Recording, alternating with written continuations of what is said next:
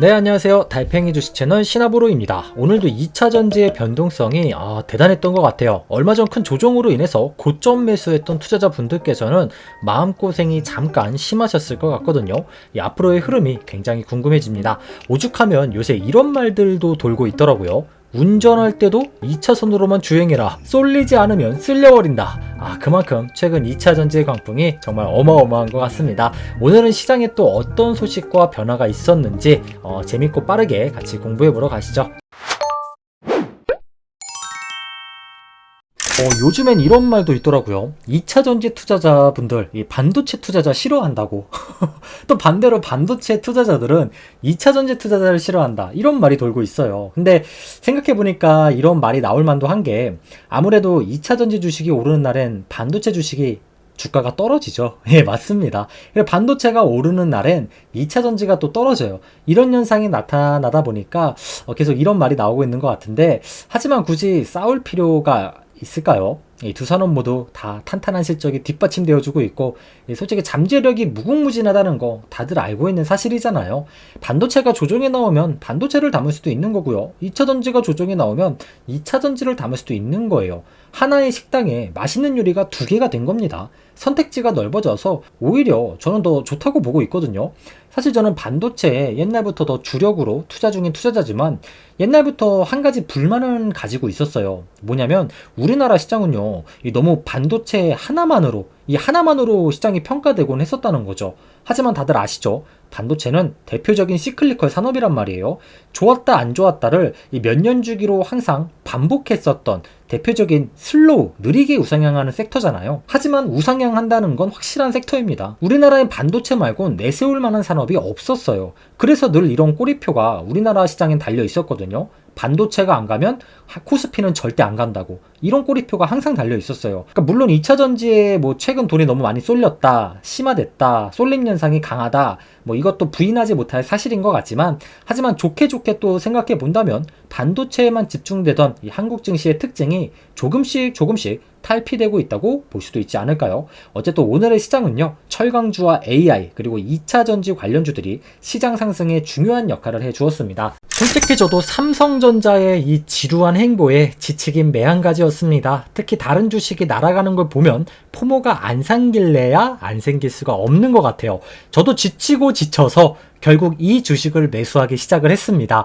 참고로 절대로 리딩이나 매수 권유가 아니니까요. 참고만 해주시면 감사하겠습니다. 저도 한낱 개인 투자자에 불과하니까요. 제 포트에 새로 들어온 아이인데요. 반도체 소부장 ETF를 신규로 매수하게 되었습니다. 2차전지를 매수할까 고민을 참 많이 했어요. 역시 사람 성격 어디 쉽게 바뀌나요? 주도주를 놓친 건 매우 아쉽지만, 반대로 생각하면 또 10년 넘게 그동안 시장에서 잘 살아남을 수 있었던 것도 이런 쫄보 같은 저의 성격도 한몫했다고 생각이 들더라고요. 상투를 잡았던 적은 잘 없었으니까요. 덕분에 운 좋게 깡통을 차지도 않았고, 천천히지만 자산 증식도 꾸준히 해올 수 있었습니다. 사실 주도주를 놓친 건 이번 2차전지뿐만이 아니었어요. 에코프로가 무섭게 날아가는 게 사실 이번이 처음도 아니었거든요. 과거 신라젠 같은 바이오가 뜰 때도 크게 매수하지 않았고요. 철강이나 자동차가 한창 뜰 때도 쉽사리 매수를 하지 못했습니다. 5G가 뜰 때도 마찬가지였어요. 그리고 요즘 또 새로 느끼고 있는 게, 제가 고민을 좀 많이 해봤거든요. 나는 도대체 왜 반도체를 좋아할까? 왜 이렇게 반도체에만 집중 투자를 할까? 왜 남들 다 2차전지로 수익을 많이 내고, 옛날에는 또 다른 사람들 보면 바이오로도 수익을 많이 내고, 다 이렇게 각자 다른 방법으로도 수익을 많이 내는데, 나는 왜 반도체를 결국 선택하는가? 스스로에게 많은 질문을 내려봤습니다. 근데 이런 답이 나오더라고요. 결국 경험이 문제 같아요. 10년 넘게 주식을 제가 해오면서 자산 증식을 했다고는 하지만, 크게 먹은 주식은 사실 DI 동일이라던가 인선 ENT, 코엔텍, 그리고 KINX 이런 주식들이 있었거든요. 결국 먹어본 놈이 더 잘 먹는다고 2차전지로 제가 크게 먹은 적은 사실 없더라고요. 바이오도 마찬가지고요. 사실 DI 동일이 옛날에 2차전지로 엮여서 500% 이상 상승을 하기도 했지만, 어쨌든 10년을 넘게 주식을 해봐도 이 반도체를 중심으로 자산 증식을 제가 해오다 보니까 저 나름대로 고정관념 같은 게 생긴 게 아닐까, 이런 결론이 나왔어요. 아시다시피 제가 큰 비중으로 투자 중인 그 웨이스트 매니지먼트라는 주식도요, 이게 폐기물 산업에 속해 있는 주식이잖아요. 옛날에 저도 많이 먹어본 그 코인텍이나 인선 ENT가 존재했기 때문에 저도 이 웨이스트 매니지먼트에 관심을 갖고 집중 투자를 할 수 있었다는 거죠. 그래서 주식을 언제 시작하느냐도 이 타이밍이 참 중요한 것 같아요. 시작하는 타이밍에 따라서 나에게 많은 수익을 주는 종목, 그리고 많은 수익을 주는 섹터가 사람마다 다 모두 다를 거 아니에요. 저에게 최고의 주식은 여전히 반도체 주식이지만 최근에 주식을 시작하신 분들이나 뭐 3년 5년 되신 분들 중에 2차전지를 지금 많이 먹고 계신 분들은 2차전지가 정말 최고의 주식이라고 생각을 할 거란 말이에요. 사람마다 다 수익을 주는 섹터가 다 다를 테니까요. 그래서 앞으로 저도 나이가 들면 들수록 더 유연하게 사고하고 생각하고 더 열심히 공부하면서 투자를 이어나갈 생각이에요. 항상 공부만 하고 실제로 투자는 안 하는 경우도 많았는데요. 이 작은 수량이라도 실제로 좀 투자를 해보면서 여러 가지 섹터에서 수익을 내는 경험을 좀 해보려고 지금 노력 중이에요. 이게 더 제 장기적인 투자에 훨씬 더 도움이 될 것 같더라고요. 물론 반도체는 앞으로도 제 주력 종목이 될 거예요. 그동안 저한테 많은 자산 증식을 하는데 굉장히 도움을 준 주식들이고 앞으로도 변함이 없을 거라고 생각하기 때문이에요. 제가 현재 연 1,300만 원의 배당을 받고 있는데요. 이 부분에도 반도체 주식이 특히 많은 일조를 해주고 있습니다. 그냥 한번 제 경험을 말씀드려 봤어요. 혹시나 저처럼 뭐 2차전지가 당장 지금 없어서 포모가 오신 분들께 작은 조금 용기가 되는 메시지라도 됐으면 좋겠네요. 하지만 결국 돈은 돌고 돌더라고요. 항상 소외받던 장래성이 탄탄한 섹터에 집중을 많이 해왔고요. 특히 반도체에 집중하면서 배당과 시드머니를 안정적으로 증식시켜 올 수 있었습니다. 모두 장기적으로 우상향을 했기 때문에 가능했던 결과 같아요.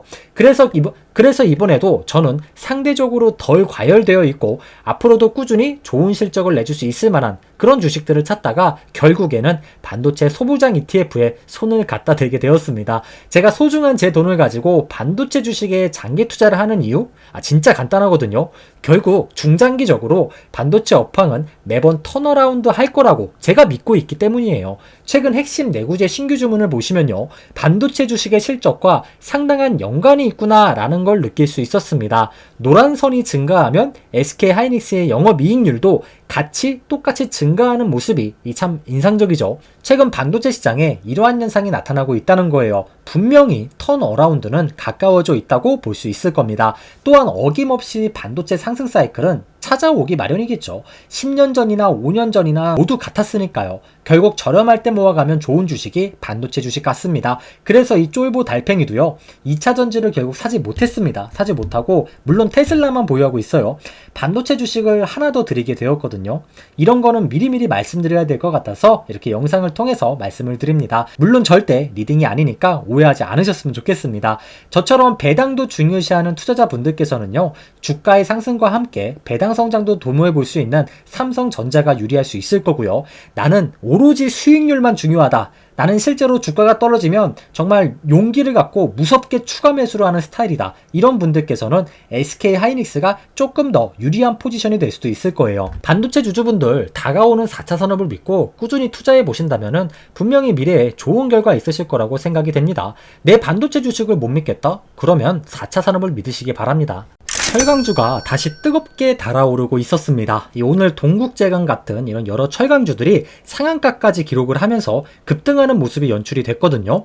아무래도 철강주는요, 중국 경기의 영향을 많이 받을 수밖에 없어요. 조강의 50% 이상을 중국이 만들어내기 때문이거든요. 쉽게 말해서 고온에서 녹여서 철강을 생산하는 공정을 이거를 조강이라고 부릅니다. 그래서 중국이 열연 가격을 인상시키면 국내의 철강사들도 후행적으로 따라갈 수밖에 없는 구조죠. 세계 최대의 철강 생산국은 중국입니다. 그래서 철강 가격은 중국의 영향이 클 수밖에 없을 거예요. 그런데 최근 중국의 철강 시장이 중앙정치국 회의 다음부터 부동산 규제 이런 것들이 좀 완화되는 이런 여러 부양책 기대감이 높아지고 있는 실정이거든요. 특히 열연을 중심으로 유통 가격도 3개월 내 최고치를 기록했다고 하더라고요. 이런 여러 요인들 덕분에 최근 철강주들이 다시 뜨겁게 달궈지고 있는 모습이 참 인상적인 것 같습니다. 배당까지 고려해보면서 저도 공부해보고 싶은 주식들이 좀 많은 그런 욕심나는 섹터이기도 하네요. 오늘 철강 주주분들의 양봉을 진심으로 축하드립니다.